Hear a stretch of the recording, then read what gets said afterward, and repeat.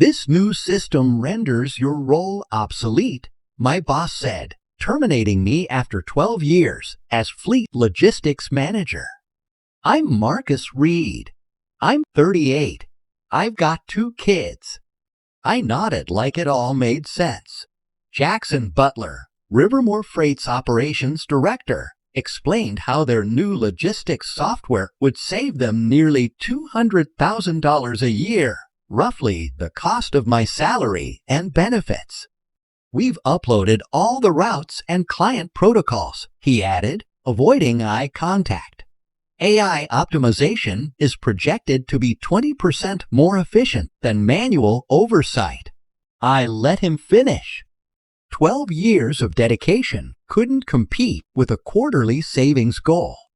Not the overnight shifts rerouting trucks in snowstorms. Not the client relationships I'd nurtured nationwide. Not the emergency plans I built from scratch after Hurricane Laura wiped out our southern routes. The software could supposedly do all that better. "We'll need you to train Daniel during your notice period," Jackson said. Daniel, fresh-faced, 23, straight out of college. His job would be pushing buttons when the system told him to. "No problem," I replied, calm as ever. The termination letter sat on the table like a corpse. 2 weeks as severance for every year I'd served. Fair enough, I suppose.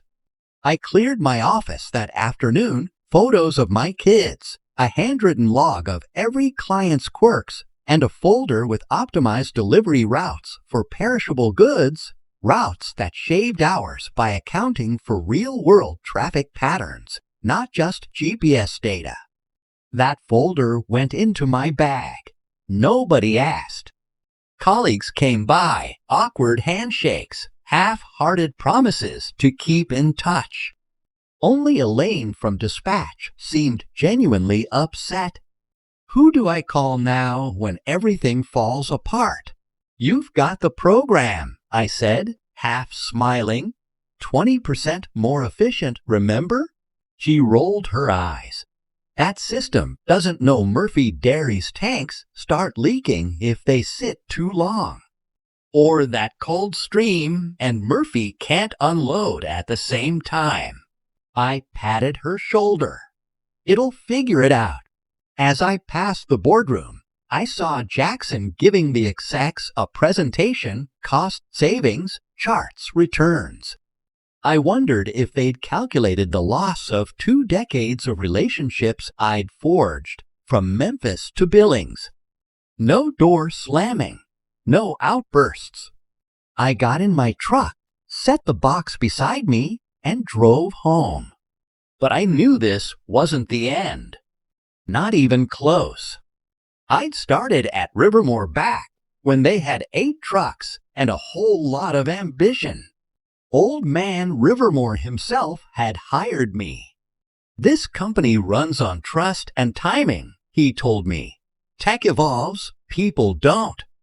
Remember that. I did. I built our logistics framework from scratch. Cold Stream needed meat delivered by 4 a.m. for their butchers. Murphy's tanks had to be emptied within 30 minutes or they'd leak. Greenfield Produce required routes that avoided heavy diesel zones so fumes wouldn't taint their organic greens. I knew these details because I'd spent years learning them, earned that trust. But 5 years ago, when old man Rivermore retired and his son Trevor took over, things changed. Trevor, the MBA from Northwestern, was all about leverage and disruption. Soon came the consultants, then the budget cuts, then the tech evangelism. I saw it happening, but I kept my head down. The drivers trusted me. Clients relied on me. I thought that still mattered. My wife, Catherine, saw it before I did. "They're phasing you out," she warned after I mentioned the new system. "Nobody knows this like I do," I said. Software still needs human oversight. But it was clear. My quarterly presentations? Gone. Emails to Trevor? Ignored. Jackson started making fleet decisions without even consulting me. 2 weeks before I was fired, I got a casual call from Thomas Hayward, ops manager at Oxwell Industries, our main rival. Heard Rivermore's making changes, he said. If you ever want coffee. I told him I was fine. Loyal to the end. The morning I got fired, Catherine didn't even flinch when I called. What now? She asked. Take a break. Figure things out. That night, after the kids were asleep, I pulled out that folder. The one with the routes. They weren't just about time and fuel. They were about knowing Officer Benson set traps on Highway 16 every Thursday. Knowing the Cold Stream dock manager wouldn't accept shipments during lunch. I called Thomas 2 weeks later. We met at Lenny's Diner. Coffee. My laptop open. I'd been quietly tracking Rivermore's shipments through contacts I still had. It was a mess. Murphy Dairy logged 3 late deliveries in 10 days. Coldstream had a 45-minute refrigeration lapse due to poor dock scheduling. Greenfield lost a load of lettuce because the system rerouted through the industrial belt. Not surprising, but still disappointing. My phone buzzed. Elaine, disaster. System sent 3 trucks to the same bay. Murphy's livid. Then Joe, a veteran driver. System had me stuck in downtown Denver. Lost 90 minutes. No override. I didn't reply. Not my circus. But I logged it. Patterns. Failures. Thomas arrived, slid into the booth. Glad you called, he said.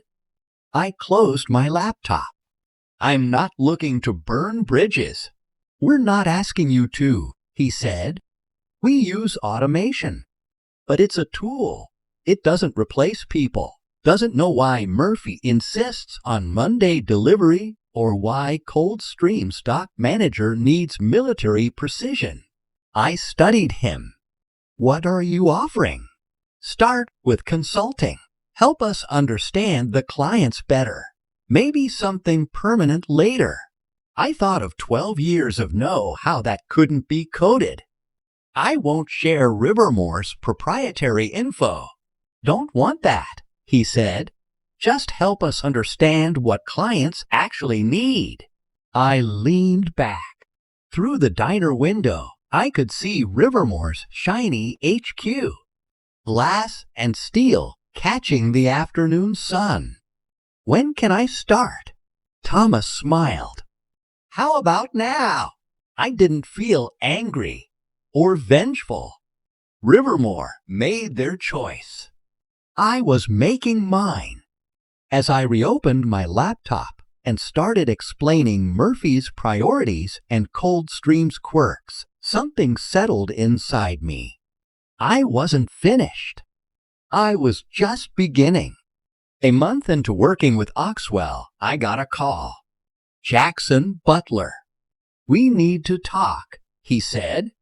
Some clients are asking for you. I was in my home office reviewing Oxwell's protocols for temperature-sensitive cargo. Outside, my kids played in the yard. I don't work for Rivermore anymore. The rollout hasn't gone smoothly, he admitted. We'd like to hire you as a consultant. To fix the software? Just a few tweaks, he claimed. Trevor approved a generous rate. I'd seen the data. Rivermore's on-time deliveries had dropped 8%. Client complaints up 40%. 2 accounts already gone. Send the offer in writing, I said. I'll consider it. Catherine found me at my desk an hour later. They called? I nodded. They're hurting. And I like what I'm doing at Oxwell. But you're tempted, she said. I was. That system, those clients, I built all that. Maybe I could help. Both sides. She raised an eyebrow, but said nothing. The next morning, I went to Rivermore for the meeting. The receptionist didn't recognize me. I was led to a room where Jackson, Trevor, and Daniel waited. Trevor stood to shake my hand. All smiles now, I thought. Thanks for coming, Marcus. Let's get to it, I said. Jackson opened his laptop. The system works, but it's missing client-specific variables, like Murphy's containers, cold streams loading hours. Daniel looked up. How did you know we're struggling with those? I didn't mention my conversations with their staff. I spent 12 years learning those quirks. That's why I'm here, right? Trevor cleared his throat. We'd like you to document them so we can integrate them into the system. They wanted me to upload 12 years of knowledge so they could finish replacing me. And you're offering? $5,000 for 2 weeks of consulting, Trevor replied. Very generous. I looked at all three. Trevor, who chose software over people. Jackson, who couldn't meet my eyes. Daniel, who had no idea what he didn't know. No, I said. Trevor blinked. Excuse me? You can't just copy experience into a database. That's not how it works. Jackson leaned in. Be reasonable, Marcus. It's a solid offer. It's not about money, I said, standing. It takes years of interaction to know what I know. Trevor's tone sharpened. We've heard you're consulting with Oxwell. That's a conflict. There it was. I've shared nothing confidential, I said evenly. Funny you're accusing me while asking me to hand over everything. We'll be monitoring the situation, Trevor warned, and contacting our clients. I paused at the door. Good luck with that. I paused in the doorway. Maybe spend more time keeping those clients happy and less worrying about me. Just a thought. As I walked across the parking lot, my phone buzzed with a message from Catherine. How did it go? I replied, they're nervous. 3 weeks later, I was deep into revamping Oxwell's cold chain logistics when my phone lit up with a call from Elaine. You won't believe what just happened, she whispered, like she was hiding in a stairwell or bathroom. Coldstream pulled their entire account. Gone. I set my clipboard down. What happened? 3 shipments, 2 weeks, all with temp damage. Their CEO called Trevor directly. It was a disaster. She exhaled hard. Murphy's complaining too. And Greenfield, the software's still useless. She laughed, hollow and tired. Oh, it's doing what it was built to do. Optimize costs. Problem is, that's not what our clients actually need. When we hung up, I stood at the Oxwell dock, watching forklifts and trucks move in sync like clockwork. Thomas came up beside me. Everything all right? I paused, then nodded slightly. Rivermore just lost Coldstream. He lifted a brow. Big hit. Do we know where they're going? Not officially, I said, not mentioning that Coldstream had contacted me first. I'd submitted a proposal on Oxwell's behalf last week, not technically poaching. That night, an email arrived from William Coldstream himself. Dinner tomorrow. Urgent. Need to talk shipping. Over steaks the next evening. William didn't hold back. Your old company is a disaster, Marcus. 3 ruined beef shipments. Do you know the loss? I nodded. Automated systems often fail at high-touch requirements. Exactly, William snapped. Trevor swore the system would learn, but it just repeated mistakes. What'd he say when you canceled? He snorted, blamed the drivers, then offered a discount. Never admitted the system was the issue. He pointed his fork at me. You saw this coming, didn't you? I sipped my water. I knew not everything could be automated. William leaned back. Oxwell's proposal, yours, I assume, was strong. Dedicated routing support, that's you? I nodded. When can you take over our logistics? I'm ready now. Your custom protocols are already mapped. For the first time that night, William smiled. That's what I needed to hear. Driving home, I got a call from an unfamiliar number. Lisa Murphy. Marcus, she said, skipping pleasantries. We're having major problems with Rivermore. Heard you're at Oxwell now.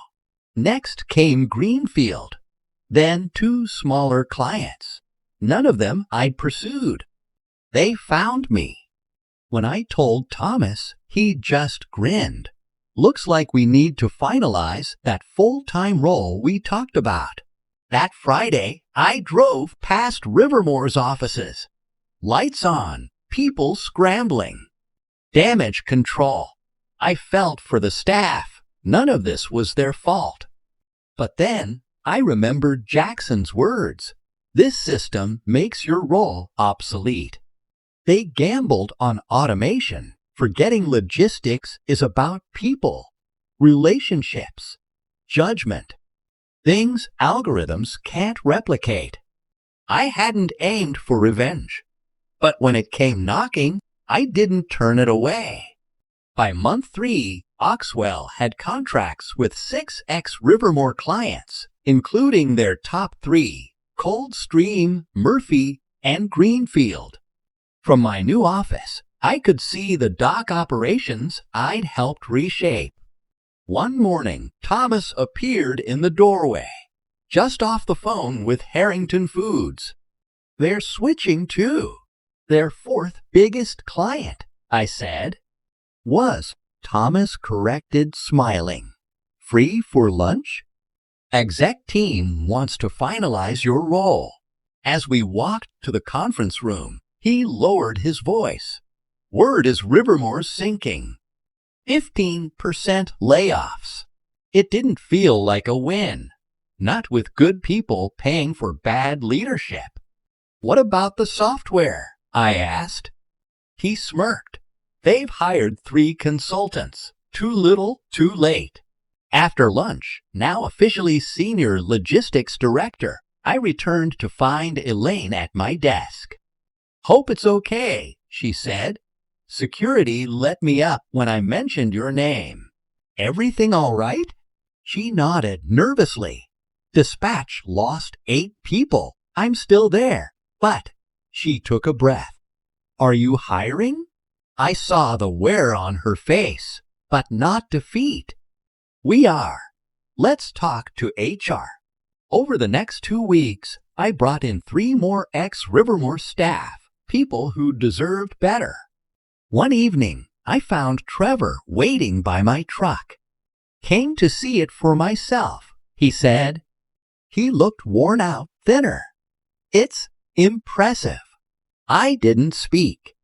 You've taken half our client base, he finally said. We're filing Chapter 11 next week. I leaned against the truck. I didn't steal anything, Trevor. They left because you couldn't deliver. Because you wouldn't help us fix the system. No, I said, because you believed software could replace experience. He looked away. 63 people out of jobs. Guilt bait. It almost worked. That's on you, not me. We're open to selling, he said suddenly. Oxwell could buy our assets. Cheaper than losing clients one by one. I studied him. I'll talk to Thomas. As he walked away, my phone buzzed. A message from William. Perfect delivery. Just like the old days, only better. I stared at it. Not joyful, but satisfied. Actions have consequences. Next morning, I pitched the acquisition to Oxwell's leadership. There's value, equipment, talent, a few client ties worth keeping. Thomas raised a brow. You're backing the company that fired you? I'm backing the smart choice, I replied, and the people left behind. He nodded. Draft a proposal. I spent that weekend building a transition plan, not for revenge, but because it was right.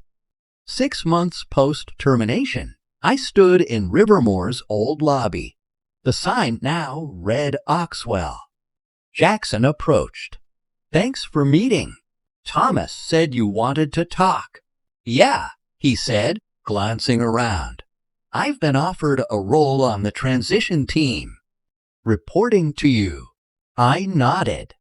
After everything, I didn't expect that. This isn't personal, I said. You know the ops.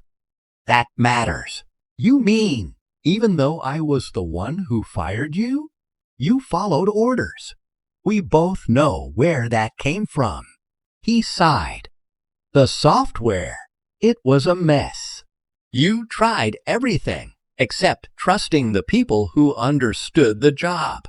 Outside, teams worked to integrate the two companies. So, where do I fit? Jackson asked. I slid a folder toward him. Operations Coordinator. Integrating human insight with supportive tech. He opened it, brows lifting. This is generous.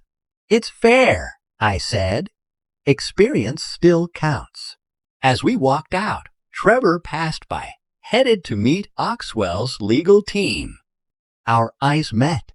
No words. None needed. A year after being declared redundant, I stood in Oxwell's control center. Screens displayed optimized routes, annotated with driver notes and client-specific details, elements the old system ignored. Elaine joined me. Murphy Dairy sent their projections. Up 15%. Reminder, James handles them while you're on vacation. Right, tell him about the valve issue. Catherine and I were taking the kids to Yellowstone.